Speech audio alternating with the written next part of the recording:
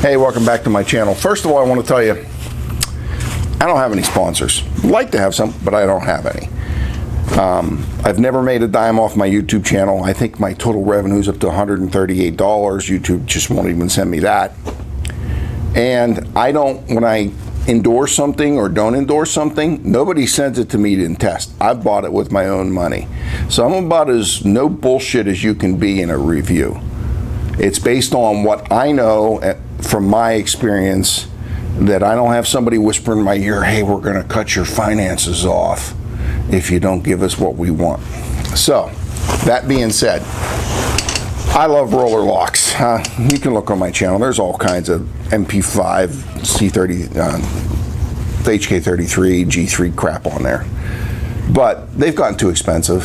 The average guy can't afford a roller lock. The only roller lock that's available that's even close to affordable is a PTR or the PTR Carbine or some of the MP5 clones, but you're still talking $2-3 grand. In my world, that's not affordable. Yeah, I know I have a lot of guns, but I'm old. I bought these when they were cheap, especially in 223. If you go out and even try to buy a beat up C93, you're close to $1 grand. They're not worth close to $1 grand. So I really wanted another 223 roller lock. So I looked around, and along came the idea of the Cetme L. So I looked at the two manufacturers, and I decided on Marcolmar. And I'm not going to get in that pick or miss of Marcolmar versus the other manufacturer, because I don't have the other manufacturer's gun to compare. That's up to somebody else to do. I'm going to tell you about my experience with Marcolmar. All right, first of all, I have an FFL, so I bought it directly from them. Dealing with them was about as nice as I've ever been with a gun manufacturer. I called them up. My initial contact with them is I wanted to turn one of their Cetme L's into a post sample. So the woman that answered the phone got either a gunsmith or the owner of a company, she was asking them questions, and they explained to me what would be required to modify the gun to make it into a post sample. I decided I wasn't going to go that route. So I decided I'm going to buy one of the rifles just to have a semi, because it's a roller lock. So I give her the information. She says there's a 1.5 to 2 week lag behind orders. I order one. I give her my credit card information. 10 days later, I get an email back saying there's a problem with my card. Give her a call. So I call her back. And after this, I called my bank and what's the problem with the card, and it turns out it was just a matter of her machine wasn't talking to the bank. We got it straightened out. She ordered it and then turned around and shipped me the rifle. So the company was great. So I get the rifles. First of all, I get the rifle. I get this. It comes in a cardboard box, but instead of like some of the ones I've seen in earlier videos where there's a piece of foam in the cardboard box, I got a nice rifle case. So inside the cardboard box was the rifle case. Inside the rifle case was this. Okay, so I'm going to try to tell you if this is a thumbs up for a purchase or a thumbs down. I'm going to give you the good and the bad, at least in my experience. First of all, the good, company's good. Fit and finish on this rifle, fantastic. For a, put together parts set that's been bended and Cerakoted and new plastic, top notch. Now, one of the things that's really good about this rifle isn't actually in the rifle. It's the manual. The reason I say the manual, very seldom do you see a manual actually talk to you like you're a human being and you're actually going to shoot the rifle, because there are three things in this manual that are very specific that you should pay attention to. First, this gun likes NATO spec ammo. It does not like Wolf. I tried Wolf, it doesn't work. I tried Tula, it doesn't work. I tried some commercial. It was too underpowered. It needs full power NATO spec ammo. With that, it runs flawless. As a matter of fact, this is the softest shooting 223, even compared to my brand new Zenith Z43 rifle. This shoots softer. Second thing about the manual, it says M16 mil spec ammo, M16 mil spec magazines. It came with a GI magazine. Well, you know, I'm a YouTube channel. I've got to try everything. So I must have 7 or 8 different kinds of polymer magazines. None of them fit. Of course, the GI magazines fit. Some of the steel magazines, I have a magazine by a company called Kamenga. It doesn't fit. What does fit, and I'm going to cover up the stupid engraving that somebody put on this, are the cheap Korean mags, which are basically HK magazine copies. Of course, the GI mag.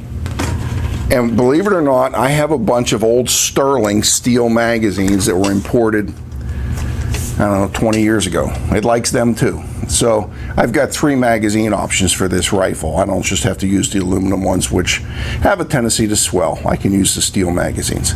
So this has been truthful about the magazines.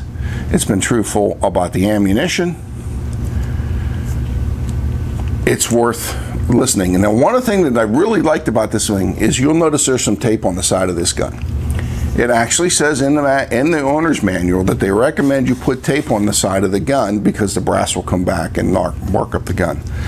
Just like an HK, just like a SIG. Now, the funny thing is, HK and SIG won't even admit that. These guys are forward thinking enough to say, hey, because of the design of this gun, if you want your gun to stay nice, put the tape on the side of the gun so the brass can bounce off the tape. So, good company. Manual was very helpful, and they talk to you like you're an adult. Good fit and finish, new parts. What's the bad part about this? Well, the bad part about it is it doesn't shoot Tula. Now that we don't have Tula, but I really like shooting cheap ammo. The other bad thing about this is the ergonomics and manual of arms of this gun. I can't blame that on the manufacturer. I can blame that on the Spanish. Is absolutely terrible. This cheek piece, if you can see on the top here, is almost square. So when you bring your rifle up to your cheek and put it down, it's very difficult, especially when you have chubby cheeks. You got to push your face down to pick up the sights. So, ergonomics there. The other thing is the manual arms. Because this has got something similar to the HK cocking system, you would think there would be a notch here to do the HK slap. That's not the case. I don't know if you noticed when I push this back, I push this button through right here, and that locks the bolt open. So to make the bolt go forward, I'm going to roll this over so my cameraman can pick it up. There's a button here that goes through the gun and comes out here. So to make the bolt go forward, I push this button in. I'm going to roll it over and push the button in. Okay, so the manual arms is not that great. And the last thing, there's no bolt hole open device. So, is this a thumbs up or is this a thumb down? Actually, it's both. First of all, if you're going to order this rifle and you're going to want to shoot it more than just occasionally, buy the optional rail and get a red dot. Because of how high this sits up, it would be a lot easier with a red dot to aim the rifle. If you're buying this as your home defense weapon, your go-to battle gun, you're basically what an AR-15 is for, this isn't it. This is a super cool, extremely well-made replica of a rare military firearm. I believe the production is going to be limited by how many part sets they have. I can't speak for Marcolmar. But historically, this is a great investment. Okay? But it's not, if you only have one semi-automatic rifle, you only have the budget for one, this is not it. Buy an AR-15. So, it's soft shooting. It's historic. It's nice looking. For what that niche is, for the military collector or the roller lock collector that wants a less expensive. It's not inexpensive, but it's around the $1,500 area, depending on options, whatever your dealer can get it for. It's a good investment. I would give this 2 thumbs up for that group of buyers. For the person looking for a go to the range, beat the crap out of it. I'm going to train with it. I'm going to be able to go to schools and train with it. No, this isn't it. Buy an AR-15. That's my honest opinion of this gun. Would I buy it? Guess what? I already did. And if I had the funds, I'd probably buy another one. But I don't. I would recommend this gun if you're a collector. I would recommend this gun if you love roller locks. I just wouldn't recommend this gun if this is going to be your only semi-automatic rifle. There's my no BS opinion. Thanks for coming to my channel.